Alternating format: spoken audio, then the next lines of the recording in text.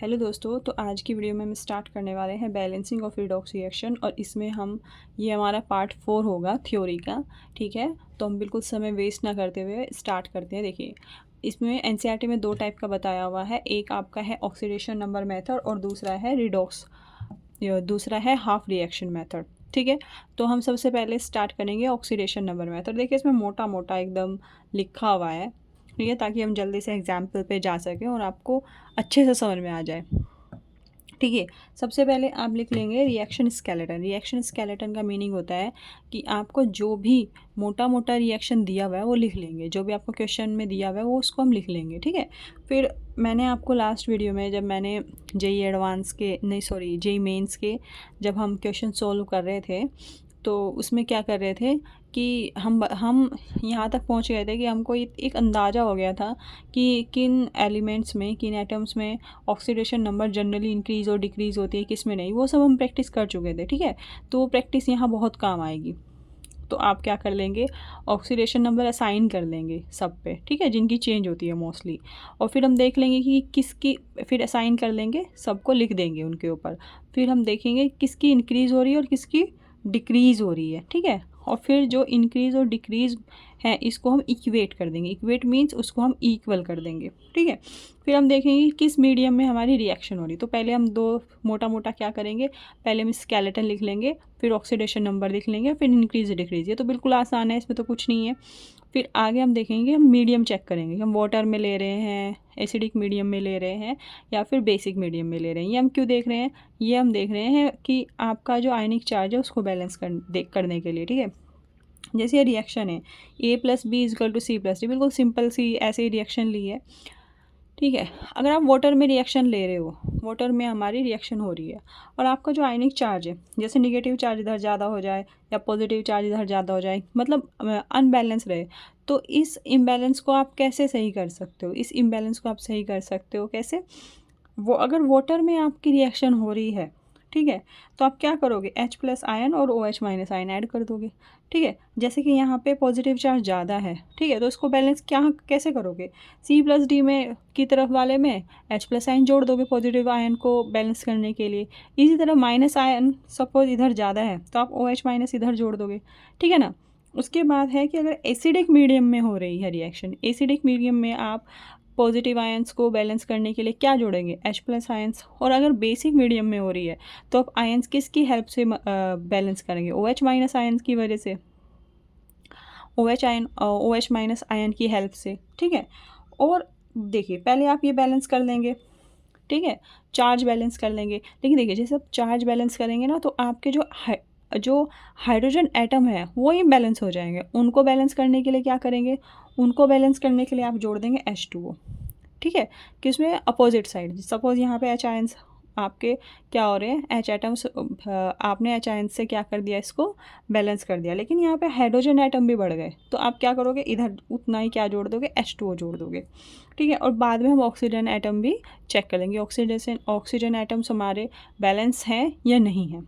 तो ये बिल्कुल मोटा मोटा हो गया। बिल्कुल इन्हीं की हेल्प से हम क्या करेंगे, इन्हीं की हेल्प से हम ऑक्सीडेशन नंबर मेथड से अपनी जो इक्वेशन है वो बैलेंस करें। देखिए बिल्कुल मोटा मोटा आपको बिल्कुल दिमाग में होना चाहिए कि एकदम से जैसे आप लर्न कर लें कि सबसे पहले हम स्केलेटन लिखेंगे, फिर हम ऑक्सीडेशन नंबर लिखेंगे, फिर हम इंक्रीज डिक्रीज देखेंगे, फिर हम उनको इक्वेट करेंगे। ठीक है, फिर हम मीडियम देखेंगे, वाटर है तो H ion OH minus ion से बैलेंस करेंगे। ठीक है, एसिडिक मीडियम है तो H आयन से बैलेंस करेंगे, बेसिक मीडियम है तो OH माइनस आयन से बैलेंस करेंगे। ठीक है, उसके बाद हम वाटर मॉलिक्यूल से बैलेंस कर देंगे किसको, जो H एटम है उनको। ठीक है, फिर हम ऑक्सीजन एटम देख लेंगे। तो बिल्कुल सिंपल है। ठीक है, ऐसे आप इसको फटाफट कर लेंगे। फिर चलिए आ जाते हैं आगे। देखिए एनसीईआरटी में ही एक क्वेश्चन है वो देख लेते हैं। तो चलिए देखिए, ये हमारा एनसीईआरटी में एग्जाम्पल है, आपके एनसीईआरटी में बिल्कुल ईजीली मिलेगा ये। तो हम इसको ही बैलेंस करेंगे। ठीक है, तो देखिए ये है, right the net ionic equation for the reaction of potassium dichromate. ठीक है, और K2Cr2O7, पोटेशियम डाइक्रोमेट क्या होता है, K2Cr2O7 with sodium sulphide. Sodium sulphide होता है Na2SO3। ठीक है, in an acidic solution to give chromium 3 ion and sulphate ion. देखिए एसिडिक सॉल्यूशन से हम एकदम पता कर सकते हैं कि जो आपका जो पॉजिटिव चार्ज है, जो पॉजिटिव चार्ज है उसको कैसे बैलेंस करेंगे। पॉजिटिव चार्ज को बैलेंस करने के लिए हम क्या जोड़ेंगे, एच आयंस। ठीक है, एच आयंस हम ऐड करेंगे। यहाँ से ये चीज़ पता चल गई। देखिए जो ये नोमेनक्लेचर होता है, मैंने आपको बताया था जब हम ऑक्सीडेशन नंबर निकालना पढ़ रहे थे, ये किसने दिया था, ये दिया था, जैसे ये रोमन नंबर में लिख देते हैं ना ऑक्सीडेशन स्टेट, ये दिया था एल्फर्ड स्टोक ने, जो कि एक जर्मन केमिस्ट थे, जो कि एक जर्मन केमिस्ट थे। ठीक है, चलिए अब हम आगे बढ़ते हैं। तो हमारा स्टेप 1 था, देखिए स्टेप 1 था कि आप रिएक्शन स्केलेटन लिख लेंगे। ठीक है तो रिएक्शन स्केलेटन लिख लेंगे। रिएक्शन स्केलेटन क्या है कि पोटेशियम डाइक्रोमेट, स्टेप 1 में आप क्या लिख लेंगे, रिएक्शन स्केलेटन लिख लेंगे। ठीक है, इसमें क्या है, पोटेशियम डाइक्रोमेट की K2Cr2O7, ठीक है, प्लस फिर है सोडियम सल्फाइड Na2SO3। ठीक है, और इससे क्या बन रहा है, इससे बन रहा था एसिडिक सॉल्यूशन है तो यहाँ पे एच आयंस लिखेंगे। ठीक है, टू गिव क्रोमियम आयन तो Cr3 positive ions plus sulphate ion SO4 2 minus ions, ये सल्फेट आयंस हो गए।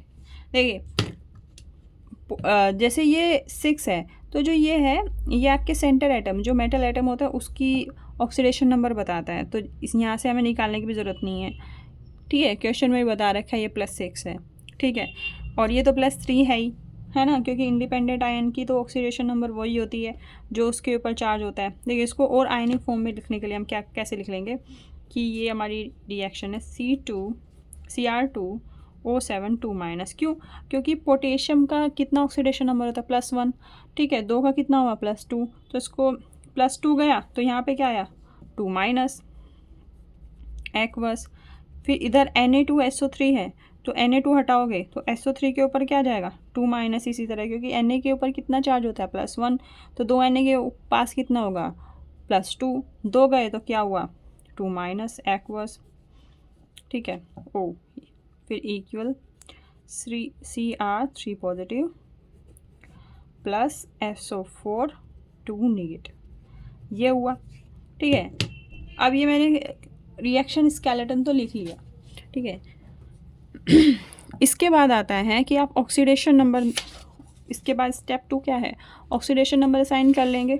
ऑक्सीडेशन नंबर देख लेंगे। देखिए ऑक्सीजन की तो यूजुअली चेंज होती नहीं है, क्योंकि यहाँ पे क्या है कि सुपर ऑक्साइड और पर ऑक्साइड का तो केस है नहीं, तो ऑक्सीजन को हम मेंशन नहीं करेंगे क्योंकि उसकी ऑक्सीडेशन नंबर में चेंज नहीं हो रहा है। तो सल्फ़र में बहुत चेंज होता है, sulphur various oxidation number show करते हैं। देखिए जब हम इसकी निकालेंगे, यहाँ पे तो +6 है ही, ये तो क्वेश्चन में ही दिया हुआ है। ठीक है, और ये 3+ है ना, तो ये भी हमें बताया इंडिपेंडेंट आयन की उतनी होती है जितना उसके ऊपर चार्ज होता है। फिर अगला है आप सल्फ़र की निकाल लेंगे। सल्फ़र की आप x मानेंगे। ठीक है, और ऑक्सीजन के ऊपर कितना है, -2, तो 3 × 2 -6, x -6 is equal to -2, x is equal to -2 + 6, x is equal to होगा +4। तो यहाँ पे सल्फ़र का कितना हुआ, सल्फ़र का हुआ हमारा +4। इधर सल्फ़र का निकाल लेंगे, इसको मैं y मान लूँगी तो y +4 × -2, क्योंकि ऑक्सीजन के ऊपर क्या होता है, -2, और इसका टोटल चार्ज कितना है, -2। y 4 × 2 -8 is equal to -2। देखो प्लस माइनस क्या हो जाएगा, minus, y is equal to हो जाएगा -2 + 8, तो y इज इक्वल टू हो जाएगा 6। तो यहाँ पे सल्फ़र का क्या आ जाएगा, +6, तो +4 से क्या जा रहा है, +6। अब देखिए आप क्रोमियम के केस में देखेंगे तो क्रोमियम में क्या हो रहा है, डिक्रीज़ हो रहा है ऑक्सीडेशन नंबर, और सल्फ़र के केस में इंक्रीज़ हो रहा है ऑक्सीडेशन नंबर। यानी सल्फ़र वाली स्पीशीज़ का तो हो रहा है ऑक्सीडेशन और इधर हो रहा है रिडक्शन। ठीक है, आप सिंसियर इसका रिडक्शन हो रहा है, तो ये किसको हेल्प कर रहा है, ये हेल्प कर रहा है अब सल्फ़र को ऑक्सीडाइज होने के लिए। तो ये ऑक्सीडेंट हुआ और ये रिडक्टेंट हुआ, ठीक है। तो चलिए आगे चलते हैं। अब आगे है कि आप इंक्रीज़ और डिक्रीज़ जो ऑक्सीडेशन नंबर है उसको इक्वेट कर लेंगे। देखिए सबसे पहले तो देखिए यहाँ पे 2 CR है और यहाँ पे एक ही है। पहले तो मैं ये एटम ही जितना मेरे से एटम हो पाता है इक्वेट वही कर लेती हूँ, ठीक है।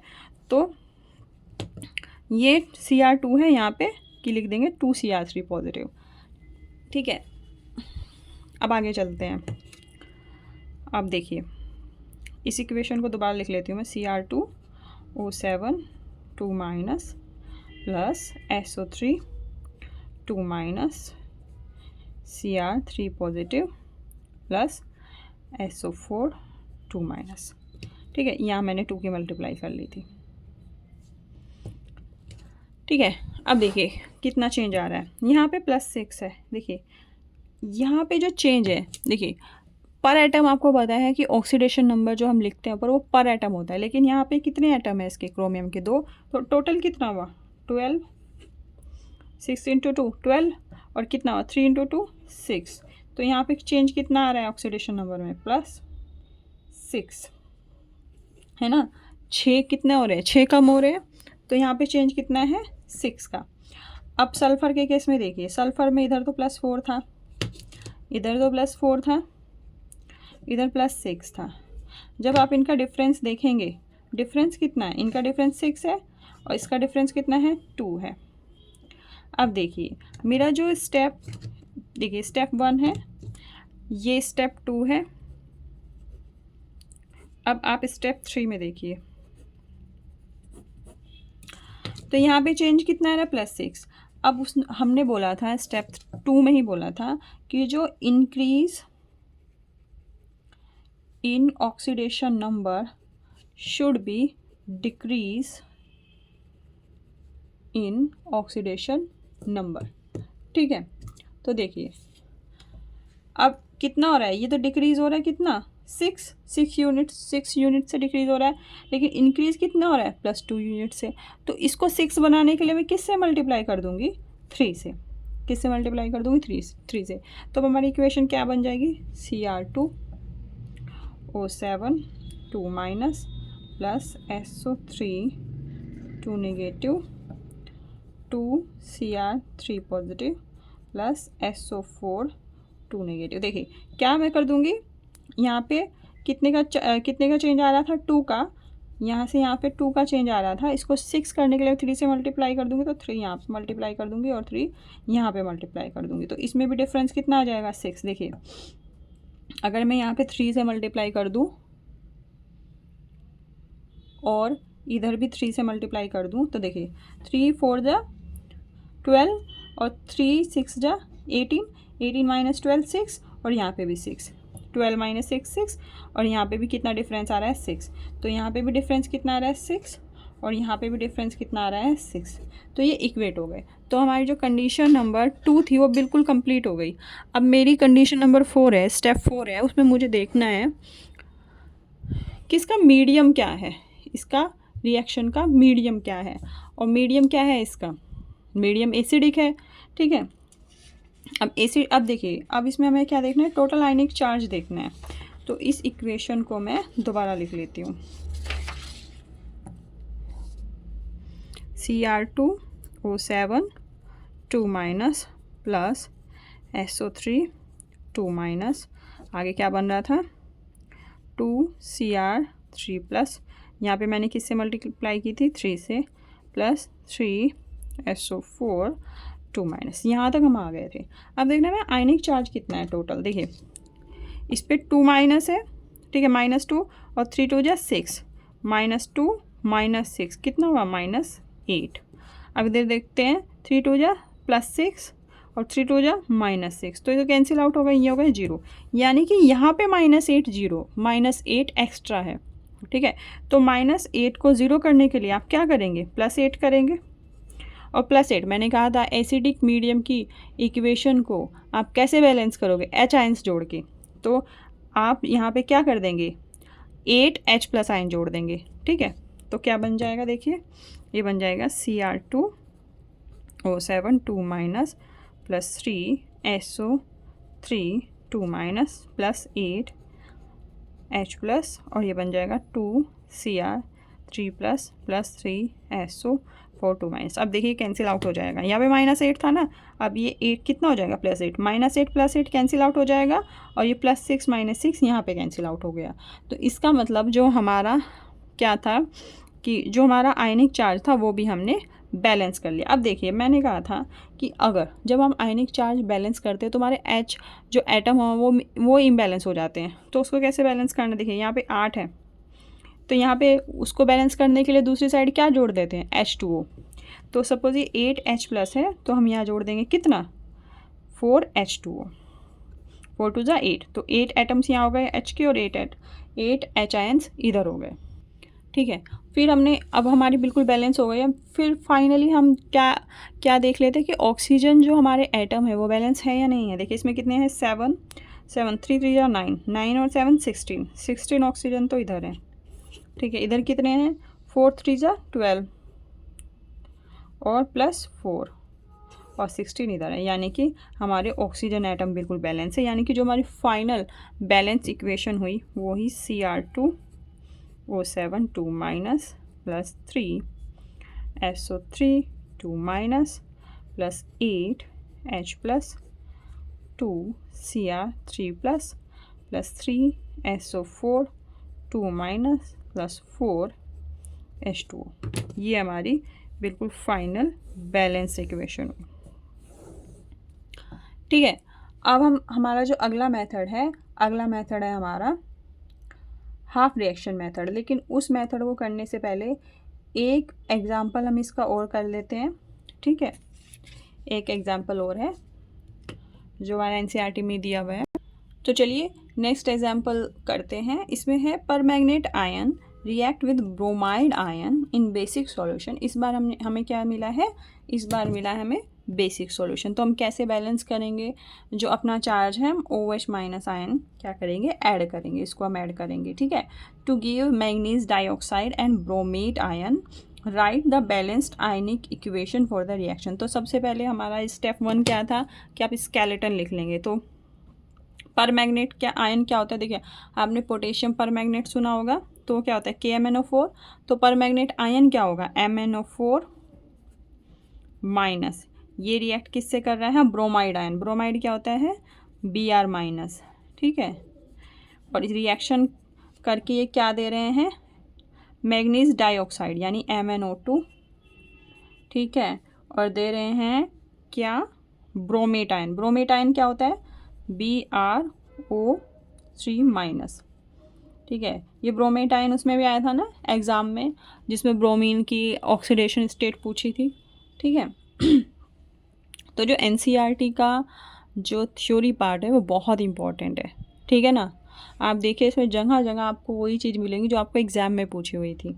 तो चलिए आगे करते हैं। ये देखिए हमने रिएक्शन स्केलेटन लिख ली। इसके बाद हमें क्या करना है, ऑक्सीडेशन नंबर असाइन करना है। तो इसमें जब ऑक्सीडेशन नंबर निकालूंगी मैं, इसका x मानूंगी x, और ऑक्सीजन के ऊपर -2 होता है तो 4 × -2 कितना हो जाएगा, -8 इजकल टू -1।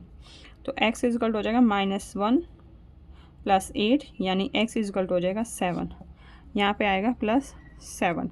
यहाँ पे आप देखेंगे इसको मैं y मान लूँगी, यहाँ पे तो -2 है ही, तो y प्लस 2 × -2 इजिकल टू 0, क्योंकि इसके ऊपर कोई आयनिक चार्ज नहीं है। तो y plus minus minus y -4 is equal to 0, तो y इजिकल टू 4।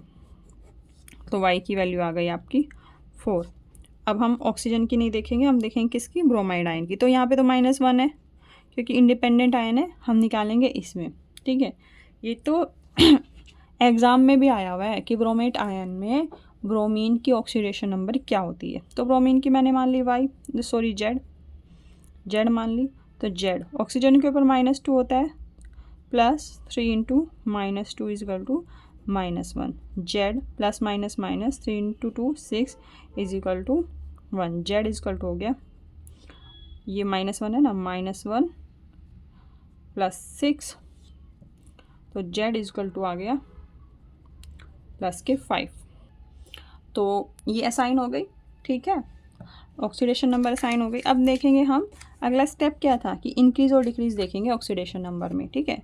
तो आप देखिए +7 से +4 हो रहा है, ये तो डिक्रीज़ हो रहा है, और ये -1 से +5 हो रहा है। जेड की देखिए दोबारा लिख लेते हैं इसको, MnO4 minus plus Br minus and MnO2 plus BrO3 minus ये आई थी +7, यहाँ पे आया +4, ठीक है, ये -1 था और यहाँ पे आया था +5। तो यहाँ पे क्या हो रहा है, ठीक है, यहाँ पे हो रहा है रिडक्शन, ठीक है, और यहाँ पे क्या हो रहा है, यहाँ पे हो रहा है ऑक्सीडेशन।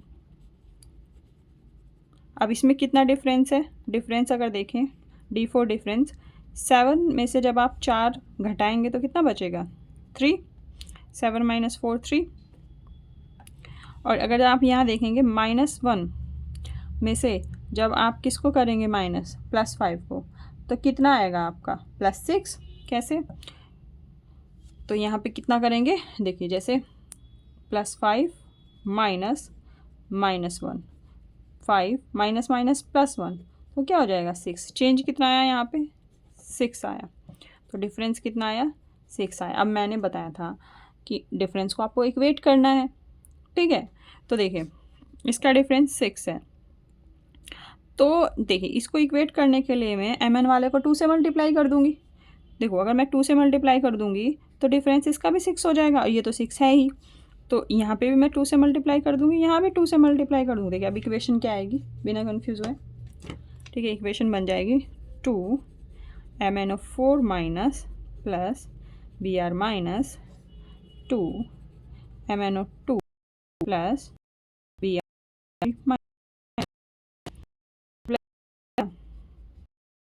यहाँ पे प्लस, यहाँ पे -1 था, यहाँ पे +5 था, इनका डिफरेंस कितना था 6, ठीक है। अब देखो इसका डिफरेंस क्या हो जाएगा, 4 2 ज़ा 8